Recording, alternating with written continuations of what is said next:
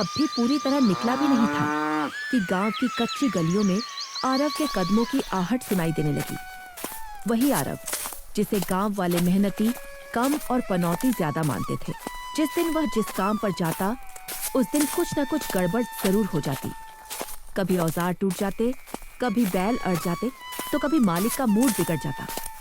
आरव के हाथों में ताकत थी, कंधों में दम था, लेकिन माथे पर किस्मत की लकीर टेढ़ी खींची थी, ऐसा गांव वालों का कहना था। अरे देखो पनौती आ रहा है, आज तो मेरा काम मत बिगड़ जाए भैया। अरे जिस दिन ये दिख जाए समझ लो दिन खराब है भैया। आरव सुनता था लेकिन जवाब नहीं देता था। हर ताना उसके सीने में उतरता और चुपचाप वहां जगह बना लेता। वह सीधे जमींदार के खेत पर पहुंचा। मालिक, आज मजदूरी का काम मिल जाएगा क्या? ठीक है, बैलों के साथ खेत जोत देना, देखो तेरी मेहनत। हाँ मालिक, मैं पूरी मेहनत से काम करूंगा। आरव ने पूरे मन से हल चलाया। पसीना उसकी आंखों में भर आया, हाथों में छाले पड़ गए, लेकिन उसने रुकना नहीं चाहा। दोपहर ढलते ढलते अचानक बैल अड़ गए। न आगे बढ़े न पीछे। ये बैल आगे क्यों नहीं बढ़ रहे? अब तो मालिक मुझ पर गुस्सा करेंगे। अबे ये क्या हो गया? मालिक मैं देखता हूँ शायद थक गए होंगे। थक गए? नहीं रे, ये तेरी पनौती है, जा यहाँ से। शाम ढलते ढलते आरव बिना मजदूरी लिए वापस लौट रहा था। रास्ते में बच्चों का झुंड मिला। अरे पनौती भैया, आज किसका काम बिगाड़ा? उस हंसी में जहर था। आरव ने तेज कदम बढ़ा ली।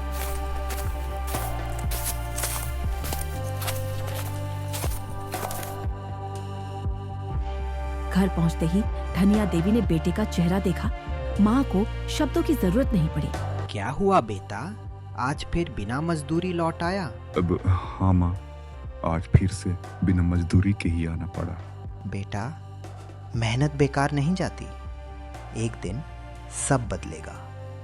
तू बस ईमानदारी से मेहनत कर। आरव खामोश रहा, लेकिन उसी खामोशी में एक सवाल उबल रहा था। कब?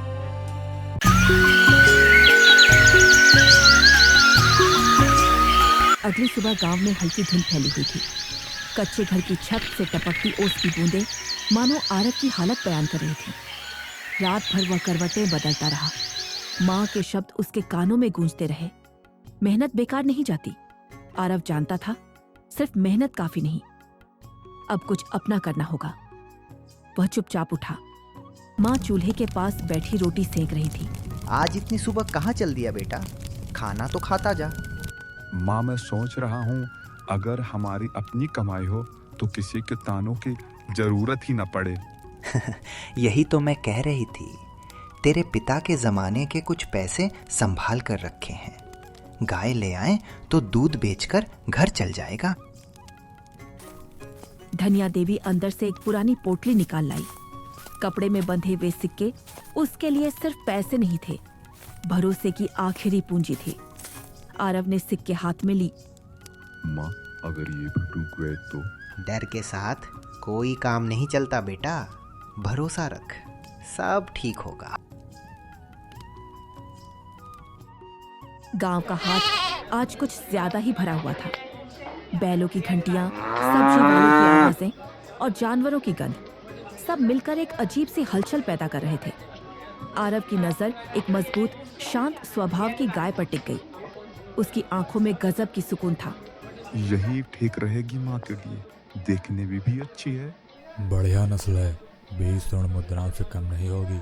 आरव ने बिना ज्यादा मोल भाव किए पैसे थमा दिए।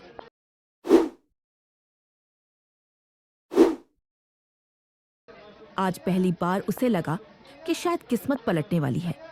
गाय को रस्सी से पकड़कर आरव गांव की ओर लौट रहा था। रास्ता सुनसान था।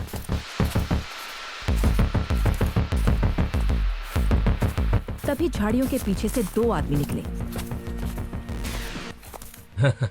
अरे भाई, इतनी गर्मी में ये गधा कहाँ ले जा रहे हो? गधा नहीं भैया, ये गाय है। अरे नहीं भैया, हमें तो ये गधा ही दिख रहा है, तुमको ठग लिया गया।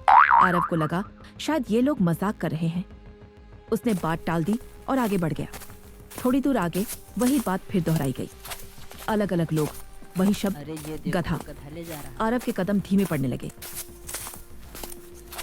सब मुझे पागल बनाने पर तुले हैं। तभी एक साधु वेशधारी सामने आया, लाठी, जटा और शांत चेहरा। अरे बेटा, सच बताऊं तो तुम्हें ठग लिया गया है। ये गाय नहीं है, ये तो गधा है। लेकिन मैंने अपनी आंखों से बेटा, आंखें धोखा खा सकती हैं, लेकिन अनुभव नहीं। मैं जो बता रहा हूँ वही सत्य है। आरव का विश्वास डगमगा चुका था। दिन भर के तानों ने उसकी सोच को कमजोर कर दिया था। अगर सच में ये गधा है तो अब कोई नहीं खरीदेगा। मैं एक स्वर्ण मुद्रा दे सकता हूँ, मेरे आश्रम में ये काम आएगा। आरव ने आंखें मूंद ली। एक पल में 20 स्वर्ण मुद्राओं की उम्मीद एक सिक्के में सिमट गई। ले जाएंगे बाबा। सांझ होते होते आरव घर लौटा। न रस्सी थी, न गाय, सिर्फ खाली हाथ और टूटा हुआ मन। गाय कहाँ है बेटा? माँ मैं ठग गया माँ। जब सारा सच सामने आया, धनिया देवी की आंखों में आंसू आ गए। बेटा, दुनिया सबको धोखा देती है, लेकिन आंखों से देखी बात पर भरोसा करना सीखो बेटा। आरव सिर झुकाए बैठा रहा। उस दिन उसने सिर्फ गाय नहीं खोई, उसने अपना आत्मविश्वास भी खो दिया।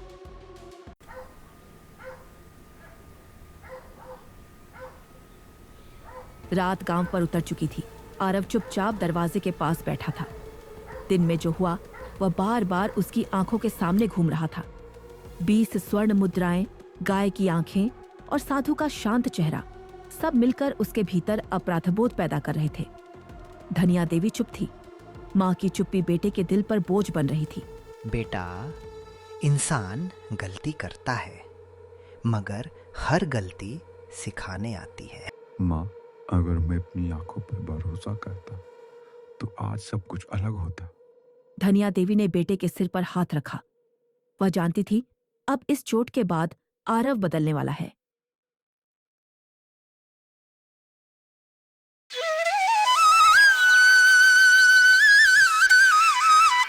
अगली दोपहर आरव तालाब के किनारे बैठा था। वहीं मीरा अक्सर आती थी। आज उसके चेहरे पर मुस्कान नहीं थी, आंखों में चिंता साफ दिख रही थी।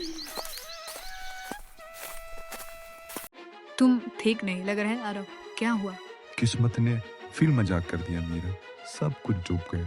क्या तुम्हें पता है, घर में मेरी शादी की बातें चल रही हैं। आरव का दिल एक पल को थम सा गया। अरे अचानक? अचानक नहीं, मैं तो बहुत पहले से तुम्हें समझाने की कोशिश कर रही थी कि मेरे बापू नहीं मानेंगे। हवा में अजीब सी घुटन थी। तालाब का पानी भी आज स्थिर लग रहा था। मीरा, मैं मेहनत तो कर रहा हूँ, पर किस्मत ही साथ नहीं दे रही है। यही तो डर है आरव, हर बार कुछ न कुछ हो जाता है। एक दिन सब बदलेगा मीरा, बस तुम हौसला रखो। आखिर कब आरव, कब? इस एक शब्द ने आरव को भीतर तक हिला दिया। मीरा ने सच कह दिया। उसके पिता राघव सिंह, गांव के बड़े जमींदार, अब चुप बैठने वाले नहीं थे। आरव, मेरे पिता कहते हैं कि इज्जत बिना पैसों के नहीं टिकती। और तुम मीरा? मैं तुमसे प्रेम करती हूँ आरव, लेकिन मैं अपने पिता से लड़ने की हिम्मत नहीं जुटा पा रही। मीरा, मुझे थोड़ा और वक्त दे दो, आखिरी मौका। इस बार मैं कुछ न कुछ जरूर करूँगा। वक्त बहुत दिया है आरव, अब वक्त नहीं।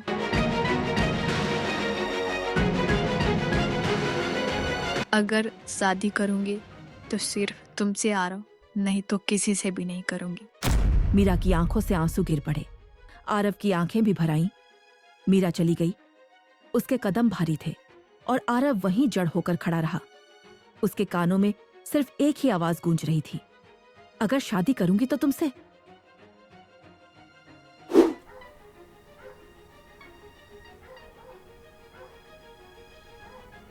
उस रात आरव सो नहीं सका। अब यह सिर्फ उसकी किस्मत की लड़ाई नहीं थी, यह उसके प्रेम, सम्मान और अस्तित्व की लड़ाई बन चुकी थी।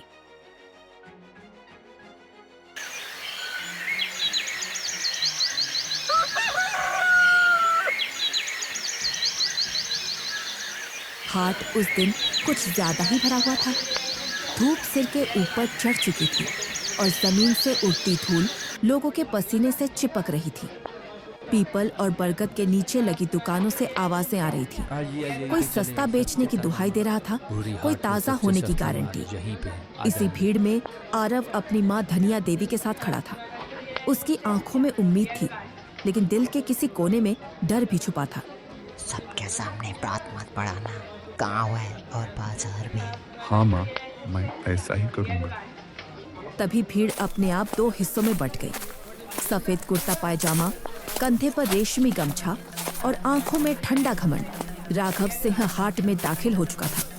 उसके पीछे दो आदमी थे, जैसे उसकी परछाइयां। भीड़ में फुसफुसाहट फैल गई।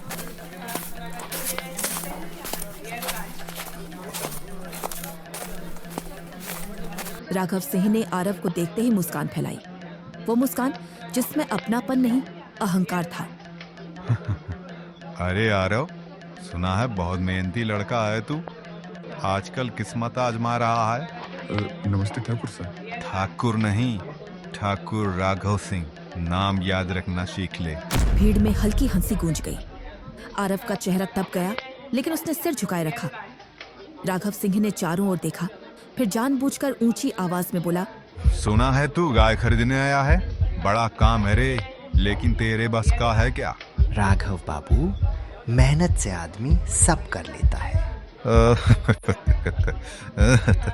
मेहनत करने से केवल पेट ही बढ़ता है, हैसियत नहीं बनती। अगर आज तू गाय खरीद ले और 1 महीने में रोज 20 लीटर दूध निकाल कर दिखा दे, तो मैं मान लूंगा कि तू कुछ बन सकता है। नहीं तो आरव के गले में सूखापन उतर आया। और अगर नहीं कर पाया तो? राघव सिंह की आंखों में चमक आ गई। तो फिर तो हाट के बीच में माफी मांगेगा सबके सामने।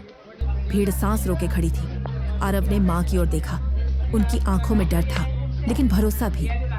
उसी पल उसके कानों में मीरा की आवाज गूंज गई, अगर खुद पर भरोसा नहीं करोगे तो दुनिया तोड़ देगी। मुझे शर्त मंजूर है। राघव सिंह की मुस्कान और चौड़ी हो गई। हाट की धूल में खड़ा आरव अब सिर्फ एक लड़का नहीं था। वो अपनी इज्जत, अपने भविष्य और अपने प्रेम के लिए खड़ा एक इंसान बन चुका था। तो दोस्तों, अगर आपको यह कहानी अच्छी लगी हो तो ज्यादा से ज्यादा लाइक करें, शेयर करें और हमारे चैनल को सब्सक्राइब करें, ताकि इसका दूसरा पार्ट जब अपलोड हो तो आपके पास सबसे पहले पहुंचे। धन्यवाद।